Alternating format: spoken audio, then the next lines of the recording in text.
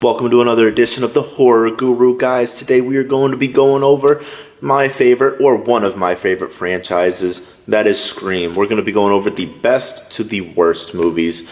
With that in between, I'll be talking about what I liked about the movies and what I did not like about the movies. Also, who my favorite killers were, probably within every single series. So, anyways, guys, I hope you're enjoying it. If you haven't yet, please do make sure to like and subscribe to the channel. We're trying to get to that 1,000 mark so we can start going live without being restricted on lives, so we can have discussions together. Anyways, without further ado, let's get into it. So if we're talking best Scream movies, we have to talk about and give homage to the original Scream, the 1996 version. This is the one that really paved the way. The story is what leads to all of the other movies moving forward. It is just one of the movies that you were captivated with as a kid or teenager. And, in general, this is one of the movies that I really did enjoy the ghost faces in it. Probably my favorite ghost faces of any movie. You had Billy and Stu. Billy, who is Sidney Prescott's boyfriend, and Stu, who is the best friend of Billy. And their motive in it is simple. Why not?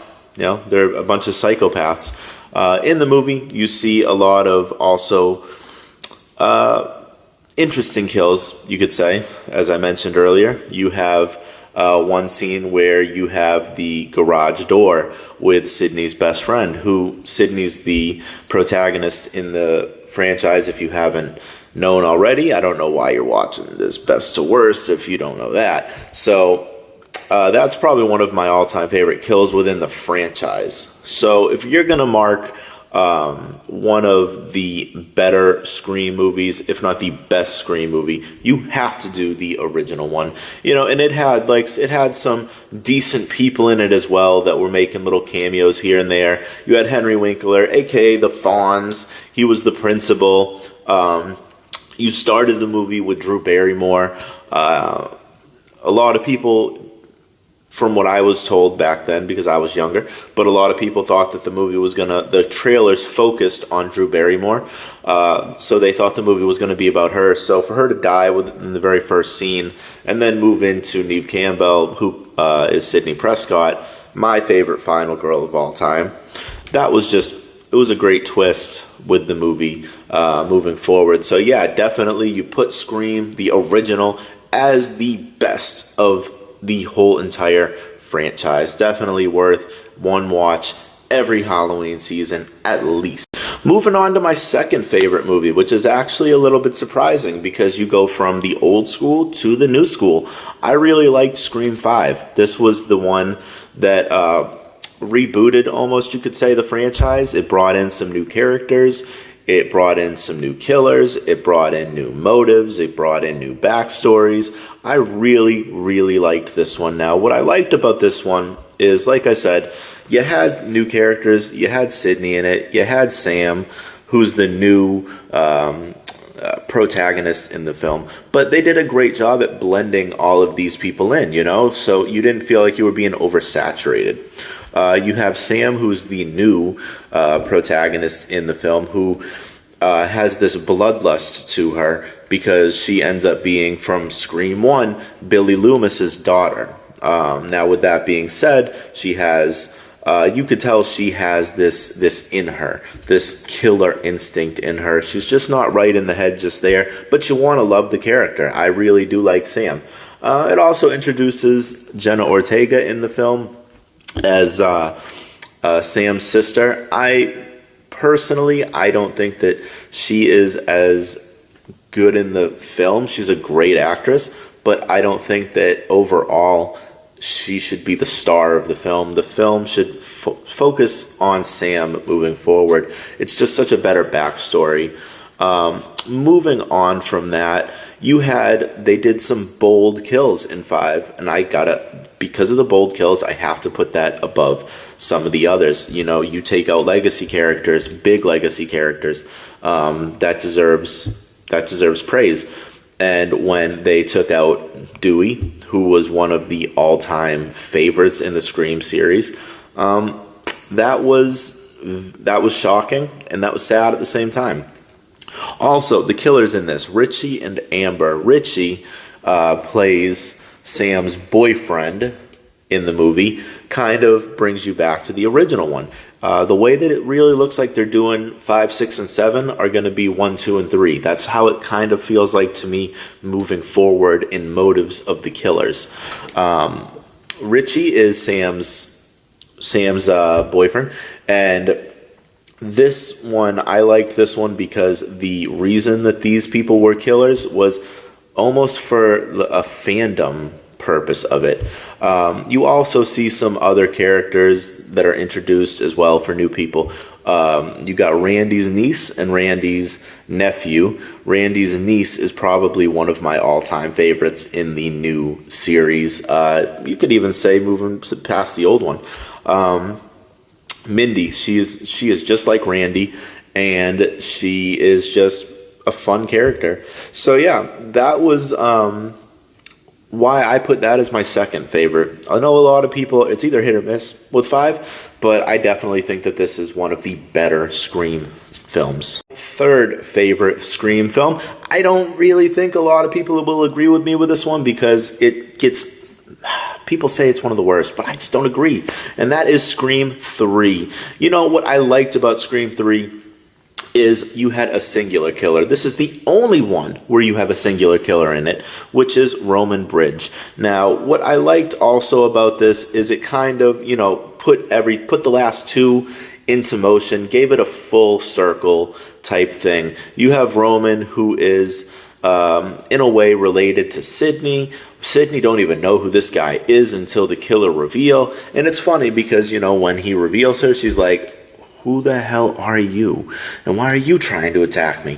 So this I also like this one because it takes place in a whole different setting. It takes place in Hollywood, Los Angeles. I think that's it was really cool because you got to see some. What they were doing is they were parodying the Scream films moving before. So they were in the film of making another Stab movie. That's what they call their version of Scream, Stab.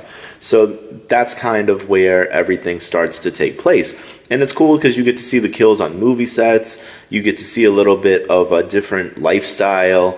You get to see, like I said, you get one Ghostface, which is one of my favorite things about the movie because every other movie there's 2 or 3 killers. So definitely that one. Also, I feel like it was a great cap off for the character of Sidney Prescott before they went into 4. So definitely 3 is a great one to check out as well. Moving on to number 4 for me. This one is an unpopular opinion to a lot of people because a lot of people love Scream 2. But for me, it just really wasn't my cup of tea. Was it a bad Scream? No, they have not made a bad Scream movie at all. Every movie has been really, really good, except maybe one in my opinion. But other than that, Scream 2 it's an okay movie. It's a different setting. It's a college campus. Sidney's still kind of dealing with the trauma of Billy and Stu going after them. And with that being said, it's another one of those, Ghostface calls Sidney, hey, what's your favorite scary movie? Slices people in the movie until they get to the final scene. I will say the one thing that was bold on their part, maybe not so much because it was only the second film, if the character moved longer, it would have been a bigger thing. But I know a lot of people really loved Randy, who was the movie enthusiast of the franchise. And if anybody that's a horror film, like, they relate to Randy if, you are just passionate about movies. So they killed off Randy. That was a bit upsetting.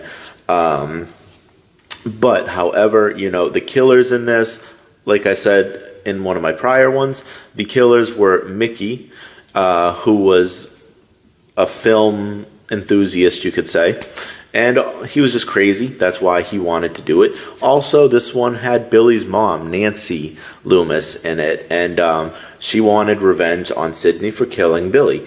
And that's kind of where we went with that. I think, for me, the final scene is what makes it so it's not as good, in my opinion. I feel like the reveal could have been better. And I just feel like the whole setting for the Scream 2 final showdown wasn't my cup of tea. I didn't like the setting of it. So, yeah, I mean, other than that, it's a good movie. It's just, like I said, just not my cup of tea. So check out Scream 2. And next on my list is Scream 6. I have the newest Scream as my fifth of the series. Now, this would be higher if it had Neve Campbell in it, Sidney Prescott. The fact that she wasn't in the film really did take away from me personally. But you had all the other legacy characters. You had Gale. Dewey got killed off in 5. So yeah, actually thinking about it, you had Gale. Also, they brought in Randy's, Randy's sister was in 5. So yeah, Gale. Gale was the only one you had for legacy characters. Now, what I did like about it was the kills were a lot more intense. This takes place in New York City. So what you see is a more vicious style for Ghostface when he goes to do his kills or her kills in the series. I will say for 6, this is probably my favorite opening of all time in the series. I really liked how they did a gotcha in the beginning. First you had this girl that was supposed to be going on a dinner date in New York City. Stuff happens. Ghostface gets her to go outside, and she ends up getting murdered. What I liked that is, you got a little cameo. She was the protagonist from Ready or Not. That's the one.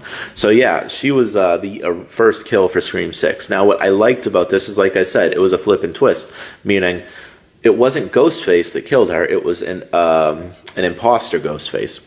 So imposter Ghostface kills her, goes back to the college campus to now where Sam and Tara are, Jenna Ortega, and I guess they are the person is friends with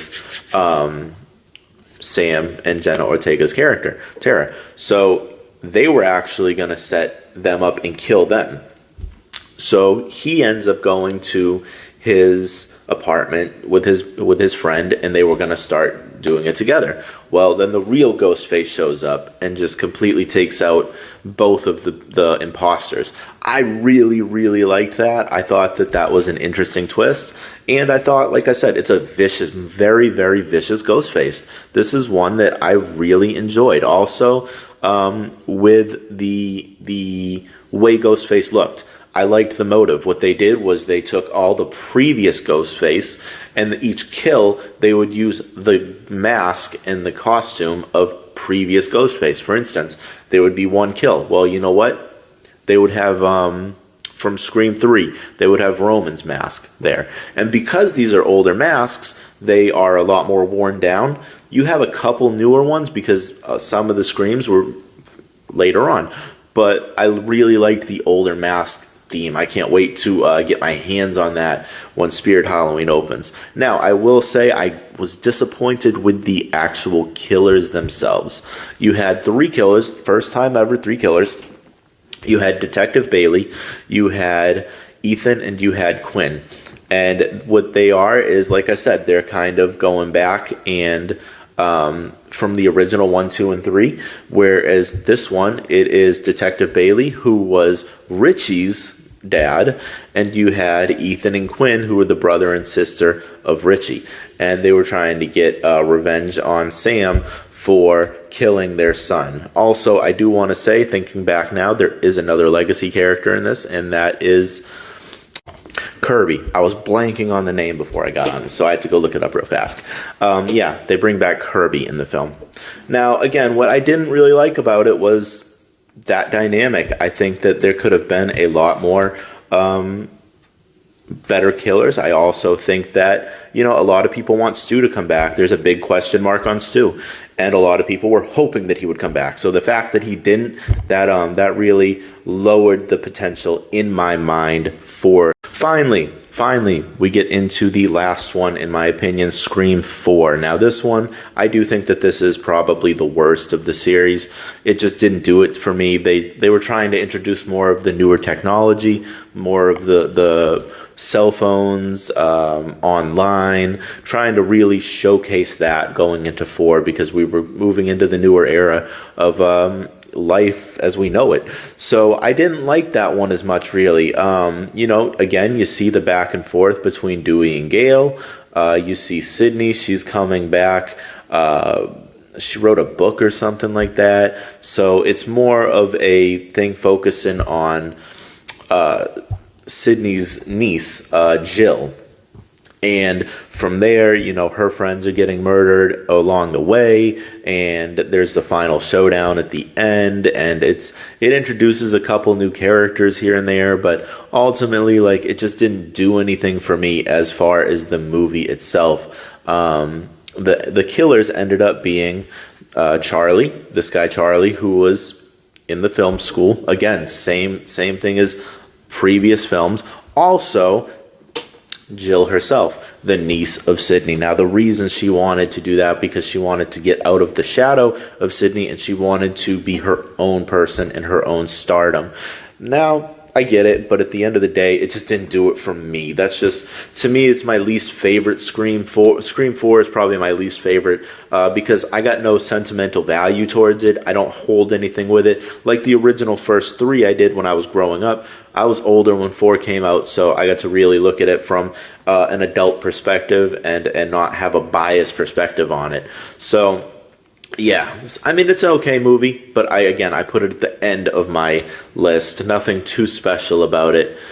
So, anyways, guys, this was my breakdown from best to worst. If you guys haven't yet, make sure to hit the subscribe button and let me know what you think down below.